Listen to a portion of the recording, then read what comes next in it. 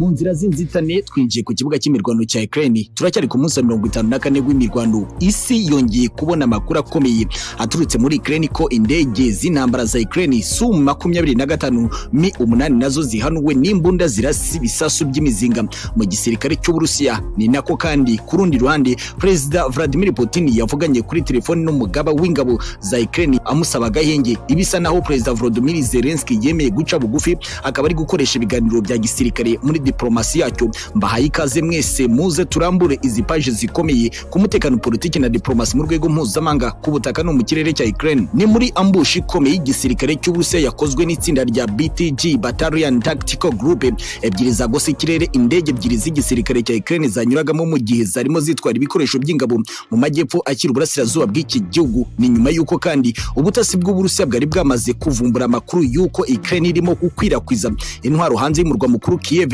babitewe no gutinya ibitero bikomeje kwibasira ibirindiro n'ububiko bw'igisirikare cya Ukraine. Izahanuwe ni Sukhoi Su-25 na Mi-8 gusa umubare w'abaguye muri iki gitero nturamenyekana nk'uko ibitangazamakuru by'i Moscow kwa Perezida Vladimir Putin byatangaje. Ariko kandi ku rundi ruhande Perezida Volodymyr Zelensky yamaze gutinya imbaraga z'igisirikare cy'Uburusiya nk'uko ikinyamakuru Belarus Partiza cyo mu gihugu cya Belarus cyabitangaje ngo yategetse mugaba mukuru w'ingabo za Ukraine ko yakoresha diplomasi ya gisirikare akavugana na Perezida Vladimir Putin w'Uburusiya akamusaba gahenge hagasubukura ibiganiro bigamije amahoro. Gusa ariko kandi iki gitangazamakuru cyakomeje kivuga ko uyu mugaba mukuru w'ingabo za Ukraine yabigezeho, ariko nyakubahwa Perezida Vladimir Putin akabitera utwatsi. Mu magambo y'umuntu uri hafi ya Perezida Volodymyr Zelensky wa Ukraine watanze ibyo Perezida w'Uburusiya Putin yasubije iyo ntumwa ya Ukraine ngo yamusubije agira ati nabahaye agahenge inshuro nyinshi ariko bikarangira mudusembuye, rero mushyira intwaro hasi mbaha ko gahenge mwifuza.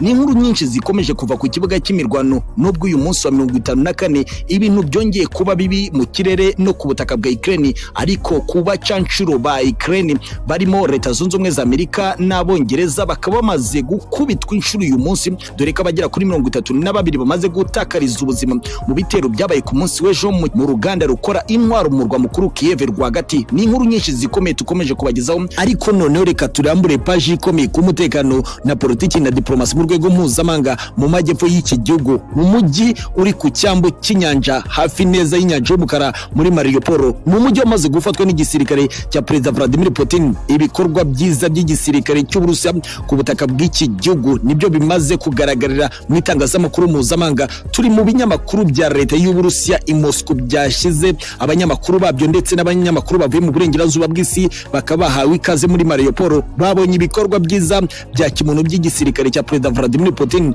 bari gutanga ibiribwa ku baturage ba Mariupol. Ariko kandi ku rundi ruhande abasirikare ba leta ya Ukraine bo bakomeje kwisha mu ruganda rukora ibyuma. Ni nyuma yuko abasesenguzi n'abakurikiranira hafi ibijyanye n'intambara muri Mariupol bavuze ko abasirikare ba Ukraine badashobora gusohoka muri uruganda keretse ko inzara yo ishobora kubahitana, nyuma yo kwanga kumanika amaboko nk'uko babisabwe na Perezida Vladimir Putin bakumvira Perezida Volodymyr Zelensky wababwiye ko bagomba kurinda Mariupol. Ariko kandi dore ko maneko ukomeye mu gisirikare cy'Uburusiya yamaze guhishura amabanga akomeye, yavuze ko aba bose bashiranywe n'amasasu bakaba bategereje ko bashobora kubona ubutabazi bw'ibanze bushobora kuva muri NATO, nubwo bigoye dore ko igisirikare cy'Uburusiya cyamaze gutera amatako mu bice byose by'uyu mujyi wa Mariupol. Mu gihe kandi bibiri kuba mu majyepfo ya Ukraine mu burasirazuba Donbas, igisirikare cy'Uburusiya cyongeye gutera ibitero bikomeye ku birindiro by'ingabo i Kharkiv.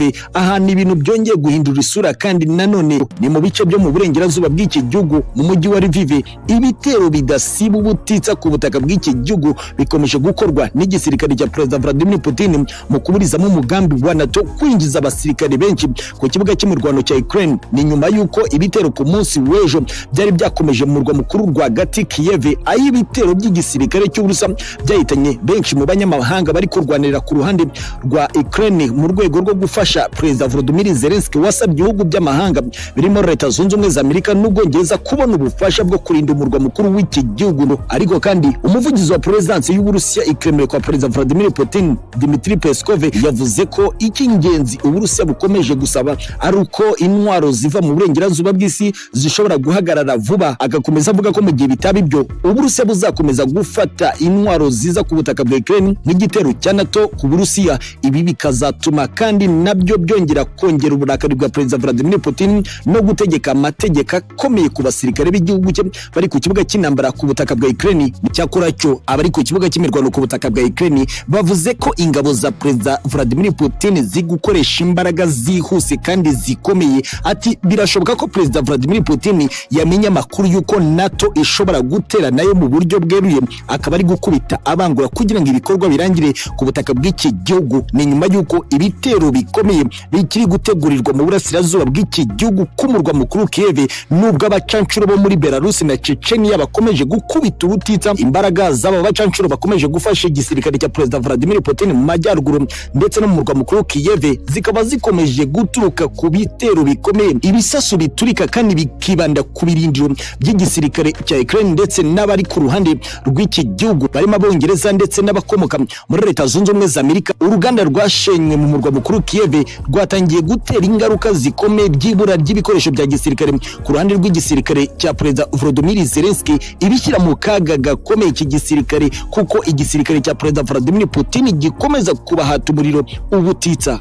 Nibyo twambutse twinjiye ku kibuga cy'imirwano cya Ukraine n'Uburusiya ni mu masaha make gusa dutangiye umunsi wa 54 w'intambara rutura. Igisirikare cy'Uburusiya cyafashe impiri abasirikare batabarika b'Ubwongereza bari bamaze igihe gito binjiye mu ntambara ku butaka bwa Ukraine, ariko kandi iki gito mu mujyi wa Lviv uri mu burengerazuba bwa Ukraine usutsweho ibisasu bya misile bitanu by'igisirikare cy'Uburusiya. Ku rundi ruhande umutasi umwe mu gisirikare cya Perezida Vladimir Putin yemeje ko abasirikare ba Ukraine bagotiwe mu nzu y'uruganda runini i Mariupol y'iki gihugu bamaze gushiranwa n'amasasu, aho bihisha ahubwo basigaranye rimwe ryo kwica nibabona bagiye kwicwa n'igisirikare cya Perezida Vladimir Putin. Bikomeje gutera ubwoba Perezida Volodymyr Zelensky utegetse iki gihugu ukomeje kubabwira amagambo yo kwihagarara imbere y'igisirikare cy'Uburusiya. Ni paji zikomeye ku mutekano, politiki na diplomasi mu rwego mpuzamahanga ku mirongo y'imbere y'ibinyamakuru bifite abanyamakuru ku kibuga cy'imirwano ku butaka bwa Ukraine. Andi makuru yari yatakaye mu matwi y'ubutasi bw'igisirikare cy'Uburusiya yavugaga ko mu mujyi wa Lviv hafi neza y'umupaka wa Polonye hari ibirindiro bishya by'ingabo za NATO zahawe misiyo yo kwerekeza mu mirwano Kiev mu murwa mukuru ku gufasha Perezida Volodymyr Zelensky kwihagararaho imbere y'intare yakomeretse y'igisirikare cy'Uburusiya. Ibi kandi byatumye umukomando mukuru w'ibikorwa by'uruganda mu gisirikare cy'Uburusiya atanga itegeko rutura ryo kumisha misile kuri ibyo birindiro by'abasirikare ba NATO.